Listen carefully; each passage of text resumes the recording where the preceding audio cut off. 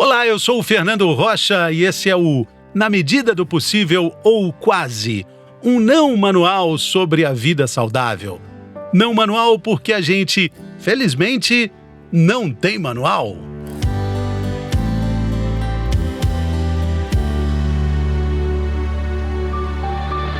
Trinta por cento da população brasileira sofre com o mau hálito. Esse constrangimento fica ainda maior porque o nosso nariz, mesmo estando a poucos centímetros de distância da nossa boca, acaba se acostumando com o odor. E a gente sabe como é delicado falar sobre isso com qualquer pessoa. Nesse episódio, a gente vai falar. E vai ser com um especialista no assunto. Direto de Maceió, a gente conversa com o Dr. Marcos Moura, da Associação Brasileira de Halitose. Seja bem-vindo, doutor. Muito obrigado e é um prazer falar sobre esse tabu muito grande que é o mau hálito. Doutor, qual a melhor forma de avisar alguém que ela está com mau hálito? Eu sempre falo que o maior tabu do mau hálito é a falta de conhecimento. Então, você avisar para uma pessoa, um parente ou um amigo próximo a você, que essa pessoa está com alteração no hálito, parece que você está dizendo que essa pessoa não tem uma higiene boa, porque se associa mau hálito à falta de higienização correta, de higienização bucal. Então, parece que eu estou avisando. E sabemos que são mais de 60 causas do mau hálito. A pessoa pode ter uma perfeita higienização, dentes saudáveis, gengiva saudável, e mesmo assim apresentar o mau hálito. Eu comparo muito a, por exemplo, uma mancha na pele de alguma pessoa. A gente pode e deve avisar que aquela mancha está prejudicando, né, que pode se transformar numa coisa mais grave. E isso acontece, né, e a gente encaminha para o dermatologista.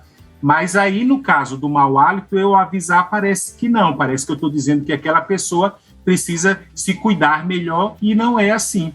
Então, a melhor forma de se falar é falar delicadamente, certo? Num local reservado. E sim, devemos avisar a um parente ou um amigo próximo. A Associação Brasileira de Halitose fez uma pesquisa onde 99% das pessoas que foram alertadas avisaram, né, afirmaram nessa pesquisa que gostariam de ter sido avisado bem antes. Principalmente porque já sabemos, como você falou, Fernando, que pelo processo de fadiga olfatória, quem tem o mau hálito não sabe que tem. Precisa de uma outra pessoa para afirmar. Para avisar. E geralmente é essa indagação que as pessoas fazem. Como é que o fulano aguenta o mau hálito dele? O coitado nem sabe que tem. E não precisa sabe. Avisar, ser avisado. Doutor, outro dia eu vi uma frase na internet muito interessante falando exatamente sobre isso. Dizia o seguinte: se o nariz, que fica a poucos centímetros da boca, que está ali para te ajudar a perceber, né, a percepção, o sentido do olfato, para te deixar vivo para o mundo, ele não consegue perceber o mau hálito, então imagina quantas coisas mais a gente acha que consegue fazer sozinho e, na verdade, a gente precisa mesmo de ajuda, precisa de pedir a ajuda do outro e precisa também ajudar as outras pessoas. O doutor está falando muito bem aí, o fato de estar com mau hálito não tem nenhuma conotação com falta de higiene, mas sim com alguns problemas. Parece que são 60 causas de mau hálito, não é, doutor? Só que existe o senso comum de achar que, primeiro, falta de higiene e depois, problema no estômago. Mas não é bem assim, né? Com certeza. Eu falo 60, mas existe já relato científico de 80 causas, por isso que eu falo acima de 60. Existe esse grande mito de que o mau hálito vem do estômago. Isso é uma afirmação muito errada do nosso passado, onde nós, dentistas, não tínhamos profundidade no assunto. Por isso que a Associação Brasileira de Halitose, ela sempre pesquisa, faz campanhas de divulgação, vai atrás de artigos, né, científicos, e sabemos hoje que 90% das causas estão na boca. Esse relato do problema estomacal foi devido ao H. pylori. Né? O H. pylori, por muitos e muitos anos, ele foi o principal responsável. A H. pylori, ela está sobre a língua. E aí dizia que, devido a essa, quando se fazia endoscopia, os endodontistas afirmavam que ela era a causa principal e que ela estava no estômago. Então, o paciente ele vai, né, para todo aquele processo de fazer exames, começa a tomar medicamentos e, por fim, sabe que não se resolve, certo? Então, isso é um problema que, graças a Deus, já estamos desmistificando junto com a associação, mas ainda, infelizmente, existem muitos profissionais. Eu fiz recentemente uma pesquisa aqui em saúde pública com os dentistas, perguntando qual o procedimento que eles fazem quando recebem um paciente com queixa de mau hálito. E muito desses profissionais afirmaram: a gente faz todo o tratamento dentário, bucal, limpezas, profilaxias, e se ainda persistir, encaminhamos para o gastro.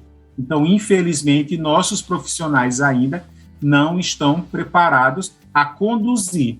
E sabemos que hoje em dia o profissional de primeira escolha, né, para o atendimento, diagnóstico e tratamento do mau hálito é o cirurgião dentista. Só que ele precisa estar qualificado. Aí não acontece. Com mais qualificação. Mas, doutor, de uma forma geral, existe também o consenso de que estômago vazio causa mau hálito. Pessoas que fazem regime, ficam muito tempo sem comer. Quando a gente acorda pela manhã, aí talvez por outros motivos também. Mas a pergunta é essa: estômago vazio causa mau hálito? Causa, mas ele não é o culpado. O estômago vazio, quando ocorre, principalmente quando a gente dorme, todo mundo sempre vai acordar com mau hálito, a gente precisa de energia, né, para o organismo funcionar. Com o estômago vazio, vai haver uma queima de gordura no organismo para a obtenção dessa energia. Essa queima de gordura, há compostos mal cheirosos que são eliminados, né, durante a degradação da gordura, e entram na corrente sanguínea e via pulmonar pela respiração. Não sairia da boca, sairia do nariz um hálito alterado. Lógico que quando a pessoa falaria, via pulmonar também exala, mas o estômago não seria o culpado. Poderia-se dizer que é a falta de comida no estômago, mas a origem desse mau hálito é na corrente sanguínea, via pulmonar, eliminação nasal. Interessante. Então, às vezes, a gente tem mau hálito pelo nariz? Pelo nariz, exatamente. E isso é feito diagnósticos. A gente faz os exames organolépticos ou até com aparelhos de medição, hálito bucal e hálito nasal. Então, eu poderia até diferenciar no meu diagnóstico. Se o hálito sendo só bucal, o hálito vem da boca. Se o hálito sendo só nasal, ele vem a nível sistêmico. Aí teríamos que investigar. São causas raras, mas que existem sim. Problemas de insuficiência renal, hepática, carcinomas, entendeu? Ele sairia só pelo nariz. E quando o hálito é bucal e sistêmico, ele realmente pode ver, devido a esse problema que eu falei, via pulmonar de compostos orgânicos, ou diretamente na boca. Porque quando ele sairia pelo nariz, ele sairia num grau, certo? E quando ele sairia pela boca, ele sairia num grau maior. Ou seja, na boca também tem alguma coisa que está comprometendo o hálito. Doutor, tem uma ligação muito grande também com a saúde bucal e a saliva. A falta da saliva já é um indício de mau hálito? A famosa boca seca? Com certeza. Por isso que no nosso diagnóstico fazemos o exame de cialometria, onde a gente vai medir a quantidade de saliva, qualidade, turbidez, viscosidade, pH. A gente mede, né? A gente faz um verdadeiro exame de todas as características da saliva. Por quê? Porque a saliva, numa quantidade menor, certo? Ela pode ter proteína naquela saliva proveniente da mucosa da nossa boca, certo? Que descama. E aquela saliva estagnada na boca, porque, Fernando, é muito engraçado. Se eu tenho dúvida de que estou com mau hálito, qual é a minha reação? Ficar mudo. Eu não vou falar para ninguém saber que eu tenho mau hálito, eu fico mudo. Se eu fico mudo, eu não produzo, eu não renovo, eu não lavo a minha boca com a minha saliva, que a gente brinca dizendo que é um ótimo detergente bucal. Então, se eu não lavo a minha boca, aquela saliva estagnada, parada, até uma água parada no meio da rua, se ela fica parada, ela vai começar a ter um cheiro desagradável. Imagine a saliva, onde temos bastante bactérias, moléculas de proteínas e muitos outros componentes. Entendeu? Então, por que também acordamos de manhã com mau hálito? Porque não produzimos saliva. Interessante. Aí eu confirmo. Boca seca dá mau hálito. Então, é necessário termos uma boa salivação e renovar essa salivação. Eu falando aqui e sabendo que no meu resultado do meu exame de cialometria eu produzo 2,5 de saliva, a saliva está sendo constantemente liberada na minha boca pelo músculo masseter que encosta nas glândulas parótidas, né, que é no ato de como se eu estivesse mastigando. Então, eu estou produzindo saliva, eu paro um pouco, engulo saliva e eu estou renovando a flora bacteriana da minha boca. Mas se eu tenho essa produção de 2,5 e acordo e fico mudo, com certeza eu vou ter mau hálito à noite. Então, a saliva é um fator importante, muito desconhecido para muita gente, de que é ela que pode prevenir o mau hálito e ajuda na nossa saúde bucal. Isso, interessante. Mais uma dica de ouro aqui. Inclusive, para você, nosso ouvinte que está acompanhando a gente, vale aí indicar esse podcast, esse episódio, para quem você está sem jeito de dizer que tem um certo mau hálito. Boca fechada não entra mosquito, mas saliva parada, boca fechada na saliva parada na boca fechada pode causar mau hálito, né, doutor? Seria, então, aí uma forma da gente identificar o nosso próprio hálito? Se a boca está muito seca, com certeza já é um sinal de alerta? Já é um sinal de alerta, mas também pode confundir a cabeça da gente. Fernando, você acredita que a maioria dos pacientes que nos procuram, quando eu falo nos procura, seria nos consultórios dos nossos membros da Associação Brasileira de Halitose, eles acham que tem mau hálito e não tem. A maioria, Fernando. Entendeu? Por quê? Porque eles provavelmente têm alguma alteração salivar. Essa alteração salivar leva a um gosto ruim na boca, pode ser para um gosto amargo. Eu classifico, não é classificação científica, mas é uma classificação minha. Uma boca travada, uma boca pesada, certo? E isso leva a pessoa a ter a desconfiança de que está com mau hálito, levando a ela a ter o que a gente chama de alteração comportamental decorrente da halitose, a CDH. Aí, esses pacientes, com essa boca amarga, alguém próximo a ele, no ato da pessoa coçar o nariz, a pessoa já acha que a pessoa está coçando devido ao mau hálito. Se alguém oferecer uma bala, um chiclete, a pessoa acha que está com mau hálito. Se num ambiente de uma turma grande e alguém soltar um punzinho ali e uma outra pessoa falar assim, nossa, que cheiro de alguém soltou um pum, a pessoa acha que o mau hálito dela é cheiro de fezes e está confundindo a pessoa. É complexado. E essas pessoas, elas não têm mau hálito. Então, elas precisam saber que existe essa alteração que a gente chama de digeusia. É uma alteração do paladar, provavelmente decorrente por uma alteração da saliva, que a pessoa tem uma baixa salivação, e ela precisa de orientações para melhorar essa saliva, saber como limpar corretamente uma língua.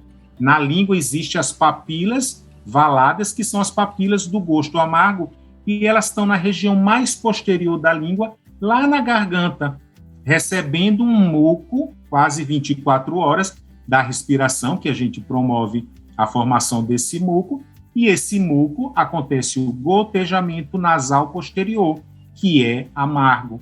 Aí muda toda a sensação daquela boca mais leve, né? e a pessoa inculca, levando à necessidade de alguns casos, a gente ter que indicar a um psicólogo e até a um psiquiatra. Puxa vida, que aí já é um caso extremo, né, doutor? Agora, se a gente fala de prevenção do mau hálito, a gente fala então necessariamente de uma boa escovação da língua, com esses aparelhos que existem aí em abundância no mercado, né, nas farmácias. Existe, mas com certeza precisa ser bem indicado. E eu preciso falar aqui, você acredita que um dos melhores raspadores de língua que eu indico, eu não encontro no estado de Alagoas. Eu não tenho, o mercado de Alagoas não tem como oferecer isso para os meus pacientes. Então, eu tenho que adquirir esse produto para poder passar para os meus pacientes, certo? Porque cada língua tem um formato, um posicionamento. Então, existe determinados raspadores de língua que pode machucar a língua, e o paciente, não sabendo e não tendo orientação, ele vai até ferir a língua, porque ele está naquele desespero, ele começa a raspar em excesso, causa sangramento. Sangue é proteína, que seria uma das bases do mau hálito. Então, eles não sabendo usar, usam incorreto. E um sangramento em uma língua, as bactérias podem causar um problema até mais sério. Sim. Um problema cardíaco, um problema cerebral. Doutor. Então, o raspador ideal, ele teria que ter, o limpador ideal, ele teria que ter cerdas, para assim fazer uma limpeza com as cerdas do limpador. Porque a escova de dente, as cerdas da escova de dente não funcionam. Então, limpador de língua, o raspador de língua, ele deve ter cerdas. Existem produtos de metal, a maioria deles de plástico. Faz diferença? Eu ganhei um de metal, um raspador de metal, mas eu não uso. Não estou dizendo, Fernando, que esses raspadores não funcionam, mas vai ter determinados casos que precisa de um limpador com cerdas, certo? Porque a gente não pode criar o que é, e é isso que os pacientes procuram. Eles procuram uma fórmula mágica. Qual raspador, qual creme dental, qual enxaguante bucal. Não existe. Precisa fazer um diagnóstico e tem que ser em consulta presencial para realmente ter uma indicação. Sim. Eu faço uma demonstração para eles levantando a palma da minha mão, imaginando que cada dedo seria uma papila gustatória, que é a língua, sobre a língua. E se eu tenho uma sujeirinha entre um dedo e outro, entre uma papila e outra, que é uma papila, um filamento reto e mole, na hora que eu passo o raspador, eu fecho um dedo sobre o outro. Eu fecho uma papila sobre a outra, a sujeirinha e as bactérias que estão no meio dessas papilas, ou seja, no meio do meu dedo, elas não são removidas. Então, a limpeza, né, de uma língua, a gente precisa de um movimento mecânico de cerdas para tirar todas as sujeiras lá do fundo escondido. Muito bem. E isso eu escuto. Eu limpo minha língua e passa 1 hora, já está suja de novo, porque não se limpou corretamente. Doutor, o uso das máscaras, ele teve alguma alteração assim no padrão de hálito de uma forma geral? O senhor percebe isso na visão que o senhor tem de consultório? Percebemos e muito, a procura continua sendo muito grande. As máscaras estão usadas, infelizmente, incorretas, né? A máscara deveria ser trocada de 2 em 2 horas. Então, a nossa própria saliva. Então, às vezes, as pessoas se alimentam, estão com a máscara e começam a falar e aquela saliva bate sobre a máscara. E, consequentemente, depois de um tempo, a pessoa vai ter um cheirinho naquela máscara e as pessoas começaram a se questionar. Doutor Marcos, depois que eu usei máscara, eu estou com mau hálito. Começo a orientar, não é assim. Você tem que, no momento que você estiver em casa, sem máscara, perguntar a alguém próximo a você se a pessoa sentiu que é esse o pontapé inicial. A gente precisa dar a oportunidade para a outra pessoa que se sente constrangida em nos avisar, dela afirmar se eu tenho mau hálito ou não. Quebrar este tabu. E é incrível como chega no meu consultório maridos ou esposas que vão ao consultório e a primeira pergunta que eu faço: o seu marido ou a sua esposa já sentiram a alteração do seu hálito? A resposta é: eu não sei, porque eu não falei para ele nada sobre isso. Eu falei: você está aqui em consulta e não avisou que vinha para essa consulta? Não, doutor. Aí eu falo assim: olha, na próxima consulta eu preciso da presença dele ou dela aqui. E eles se sentem muito constrangidos.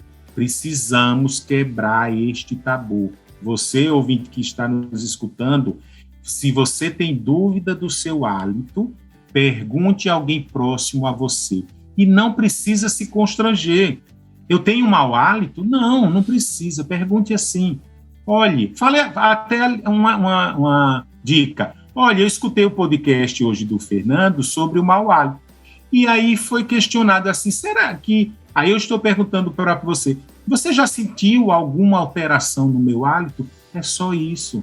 Aí a pessoa, você deu liberdade para ela, ela vai dizer, sim, senti. Aí sim, vá buscar ajuda. Se livre de todas essas cargas. Não é uma máscara que você está usando que ficou com um cheirinho, que é indício de que você está com mau hálito. Muito bem. Doutor Marcos, o senhor esclareceu aí grandes dúvidas, grandes problemas. Acho que o título do nosso episódio foi resolvido aqui. Mau hálito, precisamos falar sobre isso. Quero te agradecer muito, doutor Marcos. Um grande abraço a essa cidade querida aí, a esse estado fantástico, o estado de Alagoas, cidade de Maceió, que eu tenho grandes amigos e que eu gosto tanto. Muito obrigado por sua atenção e sua generosidade. Eu que agradeço, foi um prazer mesmo e que bom que cada vez mais a gente está falando sobre esse tabu e logo em breve tudo vai ficar mais esclarecido. Valeu, pessoal. Recomende o episódio para quem precisa falar sobre isso. Até a próxima!